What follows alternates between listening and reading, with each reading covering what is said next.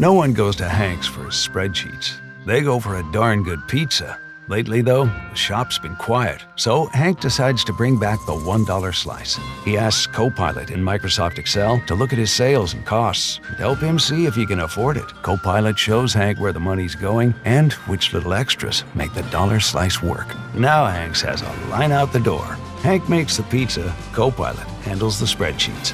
Learn more at m365copilot.com/work. This episode is brought to you by State Farm.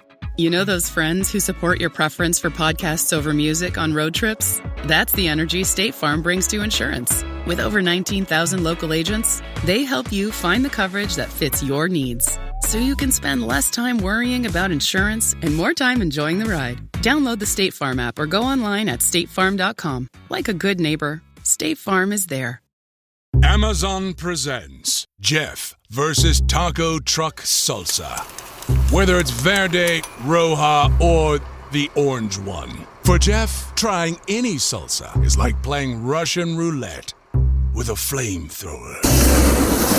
Luckily, Jeff saved with Amazon and stocked up on antacids, ginger tea, and milk. Habanero? More like habanero, yes. Save the everyday with Amazon. Zootopia 2 has come home to Disney Plus. Let's go!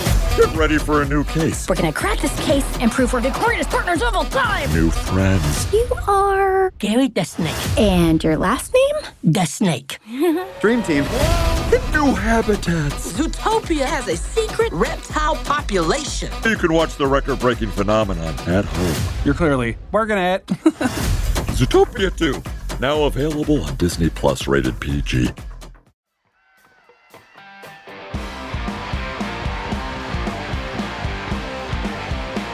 You're listening to... They're gonna call it a hard foul! They're gonna call it a hard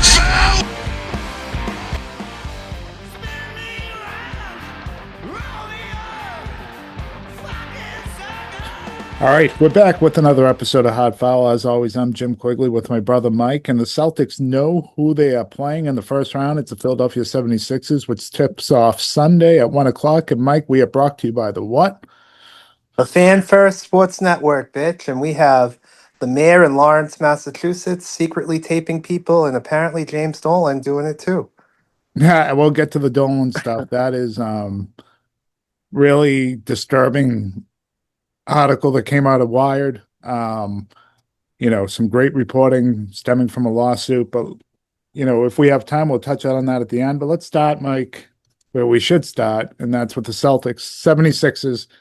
And I have four kind of thoughts or questions about the series, and I'm just gonna, there was no prep here, folks. So Mike is getting these cold, just like you. Okay. Let's start with this: the Celtics center rotation. Who do you think we see first off the bench?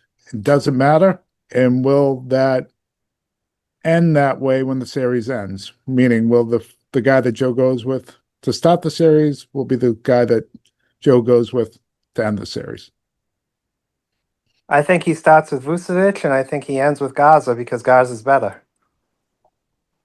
How long of a leash do you think he'll have for Vucevic? Joe's a good coach, so it's going to be short. I don't think it matters. I think... not yet. It doesn't matter. Not in yet. this, yeah, exactly. Not for this round, because I think without Embiid, I think the best play might be for Tatum to get backup minutes at the 5 to defend the pick and roll against Maxey and Edgecombe. I don't think Vucevic or Gaza are really cut out to do that job. I think they'll both get a shot, but I think by the end of this series and when it comes to not crunching time or whatever, you're going to see some Tatum at the 5. And without Embiid, that's definitely something the Celtics can do. Yeah, I think it all depends. If Garza gets his shot and he's grabbing offensive rebounds and setting great screens and hitting threes, it's not going to matter that Maxey's getting his because the Celtics just going to have so many guys that are beating up on Philadelphia. It's going to be a good series, though, I think. I think it's going to be a very entertaining series with close games. I do. And I think we can see some high-scoring games, too, which I think it's going to be a fun series. Okay, so on that, Maxey is the key to the engine for the Sixers, right? I think he's a player that matters. I think everyone else kind of plays off of him. I think, obviously Edgecombe's a good player. Paul George has been playing better. I don't consider either one of them superstars, at least in Edgecombe's case, not yet. They have one high-class superstar on this team, and it's Tyrese Maxey. And he has tremendous speed, and he can get to where he wants in the paint. If the Sixers, who don't run a lot of screening roles, do that against the Celtics with Maxey, could cause some problems. Now, the Celtics, the last time they played, Jordan Walsh got the assignment and did a really good job. Do you think this is going to be a Jordan Walsh series? Do you think that's the guy that's going to get most of the cracks at Maxey here in round one? Not if Derek White's hitting threes. Not if Sam Hauser and Shireman are hitting threes. It depends. Obviously he'll get some run. We'll see how it's flowing. His first real playoff experience. The other thing with Maxey is Maxey causes a lot of turnovers. On the other end, if Philly can get out and run with him and VJ Edgecombe, and that's and Maxey can hit deep threes. He's kind of really hurt the Celtics because he has the ability to get to the paint, but he's shot well against them too this year.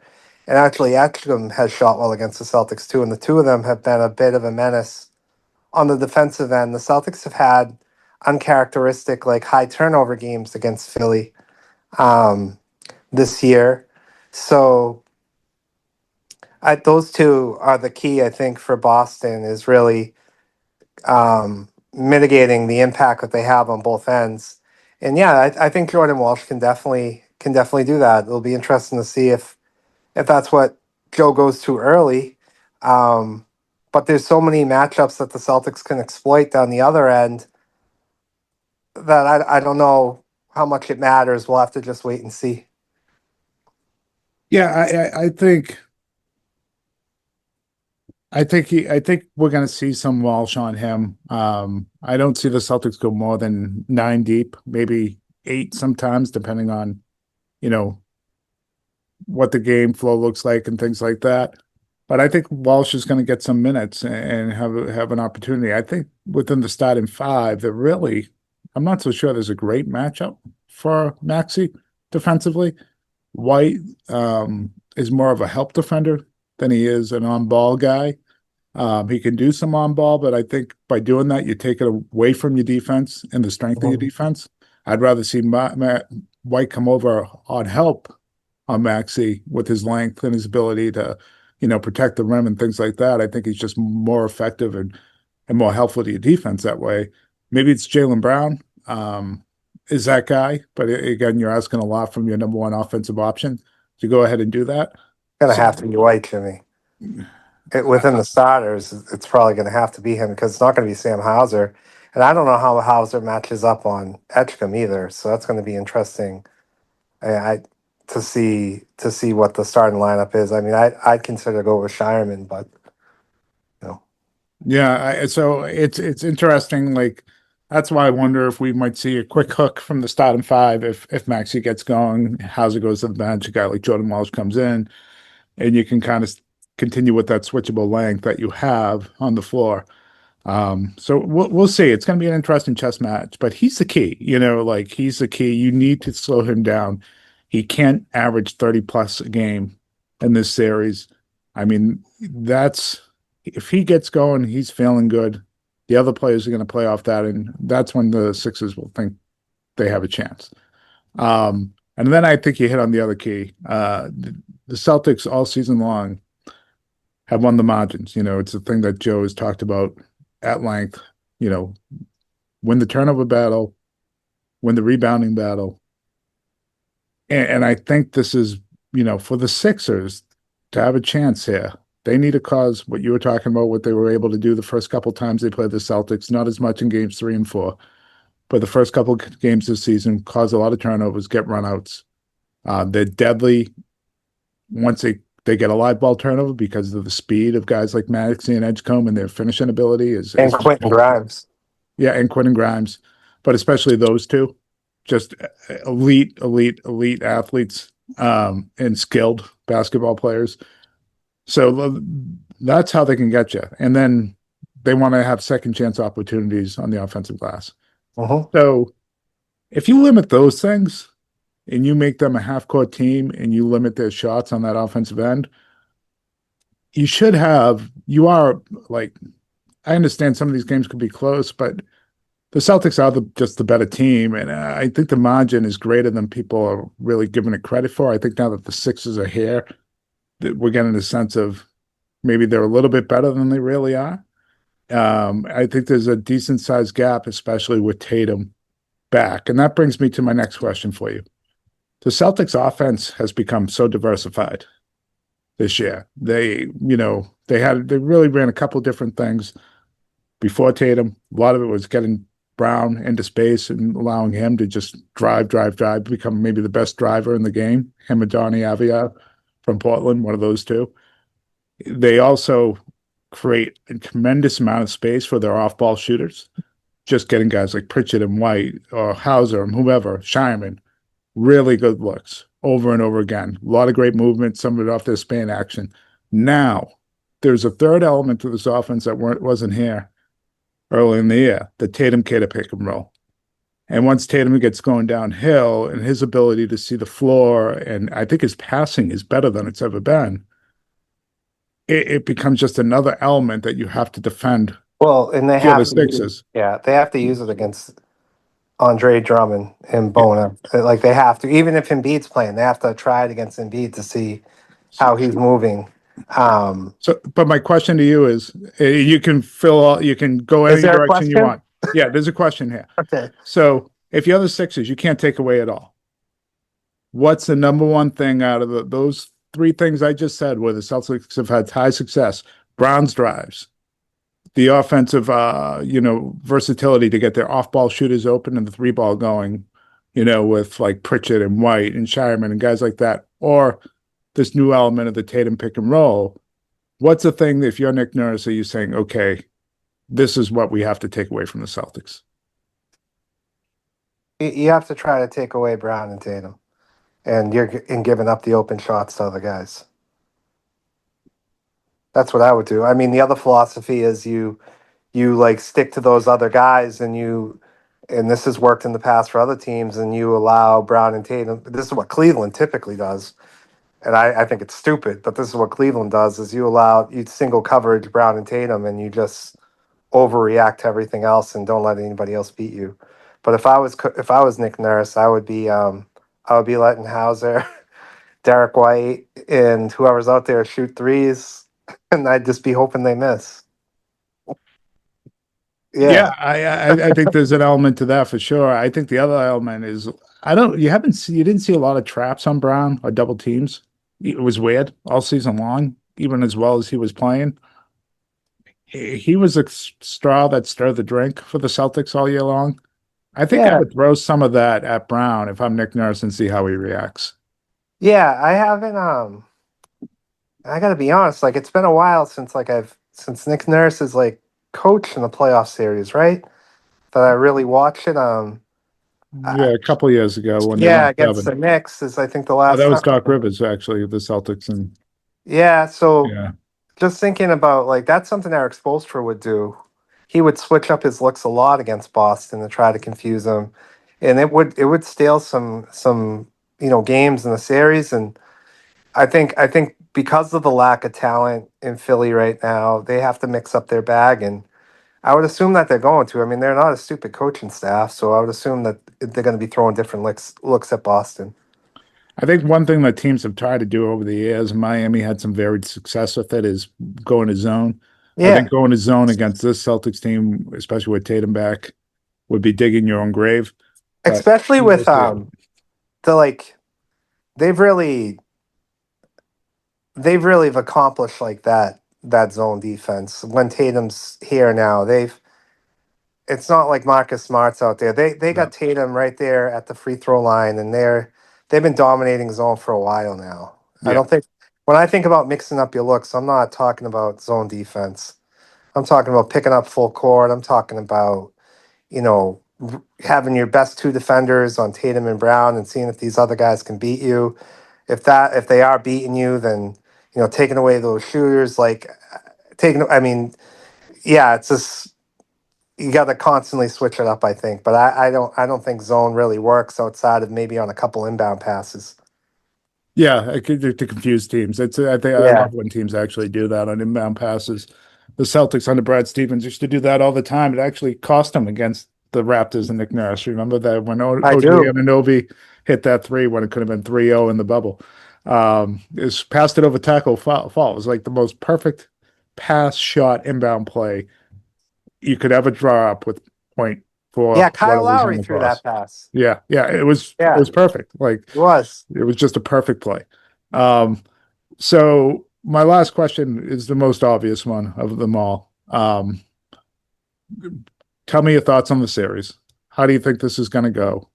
I'm assuming you're picking the Celtics. Oh yeah, But give your rationale of what you think is going to happen and how you think it's going to look.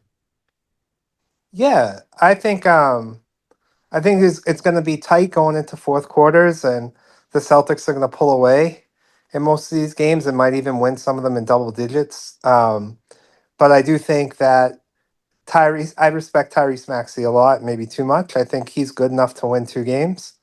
And yeah, I think the Celtics are winning in 6, and I think that I think we're going to see some high scoring games. That's what I think. I just think there's something about Etchcom and Maxi that kind of drive this team crazy, and I think they're going to drive the fans crazy. They're going to get theirs, You and the think it's going to go Celtics. 6 games, is what you said? Yeah, I think the Celtics win in 6. Yeah, they might win in 5, but Yeah. I'm comfortable saying that Philly's going to win 2 games. I think they're good enough to win 2 games, and I don't think it's a fail or anything if they win in 6. It's just Yeah. I think Tyrese Maxey's that good, and VJ Etchcom. I mean, he obviously looked really good in the playing game. I think he's the type of guy who's not going to be impacted by the playoffs, and he just plays really well against Boston. So I could see those two winning like game one. I think that's a game that with these series, a team could, that's usually how you get a victory is like early in the series and then maybe one home game. But that'll be it. The Yeah. Celtics will, by the time we hit game 5, um, the Celtics are just going to be the better team. And yeah, so. Yeah, I could see it going 6. I think I'll probably pick it in 5. I think there's high-end talent on Philly, especially if Embiid was playing, and even if he comes back, it's hard to see how, coming off stomach surgery, how you can be overly effective. But he's shown it before that he can be when he's hurt, so maybe he does. I just feel like this is a series where a lot would have to go sideways for Philly to win 4 games. The Celtics would need a series-wide shooting slump like they had against Miami. Yeah. The difference is, though, now the Celtics are way less dependent on the 3 than they have been in the last few playoffs, especially over the second half of the season. I think they're like the shot differential is like 10 to 12% lower from 3 than what it has been. That has a lot to do with how they offensive rebound. They get a lot of offensive rebound, second chance opportunities, and it has a lot to do with Jaylen Brown getting to the free throw line. And this is they're better suited playing this way for the playoffs now. Yeah. So they have different ways they can beat you. And I also feel like this is also a team that in the past playoffs, and so when things would need to go wrong, they would have a lead and they'd squeeze that ball and really bog down their offense. Now, maybe that happens again because it's the playoffs and things get tight. But what we have seen this season, Mike, is a team that keeps playing Celtics basketball through the buzzer. Now, they might have bad possessions, they might have missed shots, but they're not holding it with 12 seconds left on the shot clock and then having only one option left. They're getting into their actions quick, even with leads, and giving themselves diversity within their offense. So, and then the third thing would have to be, they'd have to be a lot of turnovers by the Celtics, a lot of fast break opportunities for the Sixers, and not just in one game over the course of the series for the Sixers to get 4 wins. And the Sixers would, lastly, I think would have to shoot extremely well from 3-point land, close to 40% throughout the series. Yeah. So it's not impossible in a 7-game series that stuff can happen. It's not happening, Jim. I just think the Celtics team is much more suited to not allow something like that to happen, even if Philly is playing really, really well. If that were to happen, then there would be serious discussions about a lot of things. Yeah. In this offseason. I don't think that's happening. I just want to outline how it could happen. So ultimately, I'm picking the Celtics in 5. I could see it going 6, like you would say. I wouldn't be shocked if the Celtics swept. I guess I'd be mildly shocked, but somewhere 5 or 6. I think this thing. I wouldn't be shocked if they swept. I would be shocked if it wasn't competitive. Like I do think through 3 quarters, these games are going to be entertaining, high scoring, and competitive. And in the 4th quarter, you're going to see championship basketball from the Celtics. That's what I think. Maxey's a high caliber guy, just all the way around, not just a basketball player. He's just a high caliber teammate player. I hate that he's on the Sixers because I like him, and I don't want to like anyone on the Sixers. I also like VJ Edgecombe, so that like I'm bothered by the fact that they play for the Sixers. Like I don't like Embiid. I think he's sloppy. I think they're a pretty likable team minus Embiid. And Paul George. Mine is Paul George, too. I don't know how likable he is anymore. I don't know. I'm thinking like Quentin Grimes. Like Andre Drummond seems like a cool dude that I would like to hang out with. He's played pretty well. He's shooting threes. He is. The NBA is so stupid. Don't even get me started. Don't even get me started. Hit a couple against Orlando. Yeah, I know. You know, I hate it. I can't take anything from that win, although Orlando's just absolutely killing Charlotte, which I'm not super surprised at. I thought Charlotte was going to go out like a shrieking violet one way or the other in these playoffs. I just don't think they're mentally tough, and I don't think they're anywhere near where they need to be yet. Maybe they'll get there. I'm not sure Lonzo Ball will ever get there, but that's a whole other podcast, I guess. But, you know, I don't know what to take from that win. They played well down the stretch. They also that game was wild. Had a chance to put Orlando in their tombstone in the 3rd quarter, and they couldn't. They rushed shots and took bad shots for about a 5-minute stretch. It kept Orlando in the game. So at one point, Orlando helped them 12-9 with 2 minutes left in the 4th for the quarter. Yeah, I mean, with Orlando, just keep the game close, and Pablo will just pee his pants. Well, they're easy to defend too because Orlando, like you don't have to defend the 3-point line. Yeah, we're not because they're afraid to take it. Yeah, we're not playing Orlando. So no, we're not. We're playing the Sixers. So that's my thought there, Mike. I do have a bonus question. It more relates to only the Celtics and not the series. So we know the biggest team worry is playing the Knicks, but about this Celtics team. What's your biggest concern? Not about who they play or whatever, heading into the playoffs. Is there a flaw? Is there a thing you're just not sure about yet? Is it experience? What's your biggest concern about this team going into the playoffs? 3-point defense and Derek White's 3-point shooting. Get business done with the new American Express Graphite Business Cash Unlimited card. With unlimited 2% cash back on all eligible purchases, unlimited 5% cash back on flights and prepaid hotels booked through American Express Travel Online, and a flexible spending capacity that can grow with your business, you'll have the confidence to keep building. Apply today and earn a welcome offer of $1,500 cash back after you spend $50,000 in qualifying purchases on your new card within the first 6 months of card membership. Terms apply. Learn more at go.amex/graphite. K-pop Demon Hunters Haja Boys breakfast meal and Huntrix meal have just dropped at McDonald's. They're calling this a battle for the fans. What do you say to that, Rumi? It's not a battle. So glad the Saja Boys could take breakfast and give our meal the rest of the day. It is an honor to share. No, it's our honor. It is our larger honor. No, really. Stop. You can really feel the respect in this battle. Pick a meal to pick a side. Ba-da-ba-ba-ba. At participating McDonald's while supplies last. You know you need fiber for a healthy gut, but do you actually know how to get it? Quaker's been serving up fiber since 1877, with over 100 great-tasting, good source of fiber options to choose from. Whether you like old-fashioned oats, instant oatmeal, granola, or oatmeal squares, Quaker makes it delicious. So good. Get your fiber with Quaker. Shop Quaker's good source of fiber products at a store near you. Pepsi Prebiotic Cola in original and cherry vanilla. That Pepsi taste you love, with no artificial sweeteners and 3 grams of prebiotic fiber. Pepsi Prebiotic Cola. Unbelievably Pepsi. Those are fair concerns. I have yeah, two. so defending the 3-point line and Derek White's shooting, yeah. I'm worried about number one, our pick and roll defense, and maybe that goes hand in glove with the Kind of 3-point does. defense. Yeah. So like that, I think it all starts there, and the Celtics' inability. And Cade it's not like he's great at it; he's fine, you know. But their inability to really cover the pick and roll makes me, I really do believe when they can match up, you're going to see Tatum at the 5 against different teams when they can do it. Obviously, that's not something you can do against the Knicks, but you will. I think you will see it in these playoffs. The other part of it, you mentioned Derek White shooting.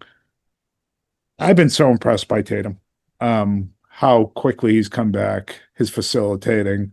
I mean, the athletic moves he's making, the ability to shoot a step back 3, how quickly he's moved to 40 plus minutes. I mean, it's been accelerated beyond anyone's wildest dreams. They are going to need some like scoring nights from him. And he is not in rhythm. He's had games where it's been better, obviously, but he is not gotten into a shooting rhythm yet. And there's a chance coming off this injury that it just doesn't happen this year. And I'm not sure they can win it without a few Tatum and Jason Tatum games. Well, at least 1 or 2 where, he can't be stopped. Unless Jaylen Brown, this is who he is, and he's the number 1 guy. Yeah. And maybe the conversation in the offseason is that Tatum might be better suited as not the number 1 guy. I mean, they won a championship with Brown pretty much being the scorer.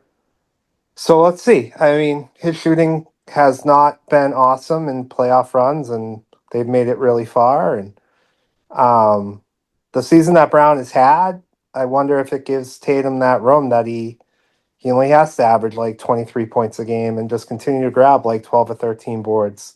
Because Brown's been unstoppable. Yeah, Brown's been unstoppable. I think the margin of error for this team isn't huge. Like, I think they're really good. Like the team that won the championship a couple of years ago, their margin of error was really large. And that was clear by how they just rolled through the playoffs. And Tatum didn't have great shooting games.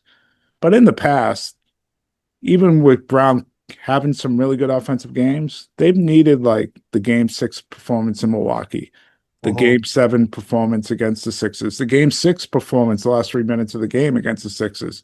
They've needed these Tatum moments, and that's when the margin I think was smaller. So maybe you're right. Maybe it's Brown that occupies that space, but I do think they're going to need a moment or 2 from him like that if they want to win a championship. And I'm not sure they can win it without having a Tatum game, or probably 2. And I just don't know if that's available. I think it's more that they're going to need games from Jaylen Brown to score like 40. Yeah. That's what they're going to need this year. I think they might need both. Yeah. And we'll see. Different times. Yeah. Because there's going to be a game where Brown's not on. That's going to be a must-win. So can Tatum, or maybe that won't happen, but if it does, can Tatum fill that void and be an elite scorer? Yeah, I think if he shoots less threes, yeah. I think if he goes to the basket and he's playing in between the 3-point line, then yeah. I think if he's hanging out and launching threes, I think we've seen enough this season that that's probably not a good idea. Yeah, you might be right though. Yeah, you might be right. All right, those are my questions, Mike.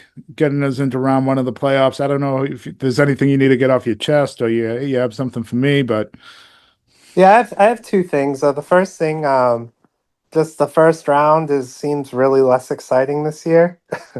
As I look around these postseason matchups, like Houston, LA, I think I'd rather like watch, like friggin' Washington play. Like, I have no interest in that series. I'm only interested in OKC if I get to see them play Phoenix, just because of how hard Phoenix plays. Yeah. But yeah, I think this first round of the playoffs, like last year, felt a lot better. Like Orlando, Detroit, talk about unwatchable basketball. Maybe for the first round, like those games might end in the 80s. Yeah. You know, The Minnesota Denver series Cleveland, should be. Toronto. Do you Yeah. have any interest in Cleveland, Toronto? Is there anything that excites you about that? No, there's so there's the New York Atlanta series, and New York I think should win, but I think we'll see some really good basketball there. Atlanta's not going to go down without fighting, and they're skilled. Let Yeah. me give you my sneaky good series that nobody's talking about, because everybody's saying Minnesota, Denver. The Portland Trailblazers may not have the talent, but they play hard. They do. And San Antonio lacks a lot of experience, as does Portland outside of Drew Holiday. As does Portland. Yeah, as does Portland. But I think there might be a couple games in there that might be really entertaining. So yeah, maybe I think that that's series wishful goes thinking. 5. Yeah, maybe there's a game at the Rose Garden that gets exciting, but I don't think so. I don't think that Oklahoma City, whether it's Golden State or Phoenix, is going to be all that entertaining. I think Phoenix is kind of, what we saw in Boston. I don't know if that's there anymore. And what we just saw Steph do, I don't know if Phoenix is going to come out alive. And then, that I think Minnesota's a lot better than people are. Oh, that series is going 7. Yeah, I really giving them credit for. I think Minnesota has a puncher's chance of not just beating Denver, but like giving OKC everything they can handle. They have a lot of length, a lot of really good athletes. The issue with them is they're so inconsistent to playing to their level. And maybe that's because of injuries. I don't know. And then you can play Rudy Gobert off the floor, which is, always been a problem in the playoffs. But I really, they're a team I'm really interested in, because I think they could surprise some people on how well they do in these playoffs. Yeah, and Denver never really matches up with Ant, and Ant just shaved his head. It looks like Michael Jordan. You see what he did? He lost the bet, so he had to shave his head completely bald. He looks so weird. He looks so weird. I got to be honest. I was looking at him, I almost don't want to watch the series because of what he looks like. He has so many kids. Maybe he's just trying to hide from them. Does he have a lot of kids? He looks like the type of guy that would want a big family. I think so. The way he acts. My second thing I just wanted to say, I know sometimes we use this pod to get something off our chest, or however you say it. This is my whatever. I'm going to talk about this. I just wanted to say that I know that things are really tough right now on people. Things are really expensive. The job market's really bleak, and I get it. And especially the guys out there that are feeling a bit depressed. That's real. And I'll just say through my own experience that it's okay to ask for help. It's actually a good thing to ask for help, especially if you're a guy. And you'd be surprised that when you let your guard down, you let people see even your ugly parts, that they don't run away. They stay with you. They even tend to love you a lot more, and that you're not alone in this country. That you got a lot of people out there that care about you. And basketball for me is a good outlet, and having this podcast is great. And so find things that make you happy, but more importantly, if you're feeling alone, ask for help. That's all I'm going to say, because it is tough out there right now. I see people struggling every day, especially in the work that I do. Talking to a lot of parents in the work that I do, they're like, I'm going on Indeed, I'm applying to jobs, I got a good resume, and it's just nothing out there for me. This will pass. This too will pass, and you're worth the love in this world, and it'll get better. I just want to say that, Jim. No, for sure. And we can put it in the show notes. There are hotlines out there that you can call if you're feeling depressed. Obviously, there's a suicide hotline that everyone knows, but it's never, ever too late to ask for help. And there are always people that love you and care about you. And if you listen to that pod, that means we love and care about you. And so take care of yourself. The James Dolan stuff, Mike, I'll give a quick 2-minute synopsis of this. This is really, really creepy. He has been apparently surveilling fans, his employees, reporters. He has hired one of the former tech executives from Oracle. Oracle is a surveillance company. He's bringing NSA people into his, and he's so thin-skinned. If you're a fan, you tweet bad things about you. You go to his arena. He's using facial recognition to get more information about you. He's stalking people where they live. He's like, apparently there are listening devices all over Madison Square Garden, which raises the question for me, are they in the locker rooms for the Rangers opponents and for the Knicks opponents? And I'm not saying that's because the Celtics lost. The Celtics lost because they lost to a better team last year. These are the questions that are going to be asked. If they're everywhere, why wouldn't he have them in there? And if you have devices of any type and, locker rooms where players are, there's also private conversations that are being recorded that have nothing to do with the sport that I'm sure he's eavesdropping on. And how is he using that information? So it's on Wired. We'll put the link to the article in those show notes. But look, I wouldn't tell a Knicks fan to stop rooting for their team, but this is a guy you should want out. And just because you're a fan of the team doesn't mean you have to accept it. Oh, they want him out. Yeah. In New York, they want him out. Him and Steve Ballmer both got to go. Like these owners. I don't want to get into it because I'm going to get angry. But yeah. And Adam Silver won't do anything about it.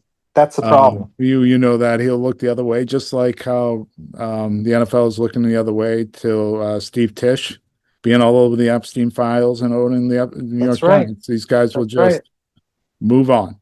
And so the way you stop them from moving on, though, is you keep these stories going. You put pressure on them, and you make it so they can't ever walk away from it. And that's our job as a fan. More importantly, that should be the jobs of the reporters that cover these teams. It's only one reporter that seems to do this. They don't do that at all. Mike, so my closing thoughts are, fuck James Dolan. That's how I want to end this pod. And, because I don't like the Knicks, fuck the Knicks. So with that, go Celtics. Game 1 Sunday. I will be there. I can't wait. Let's go. Game 1 Sunday. Enjoy the games. Bye. Bye.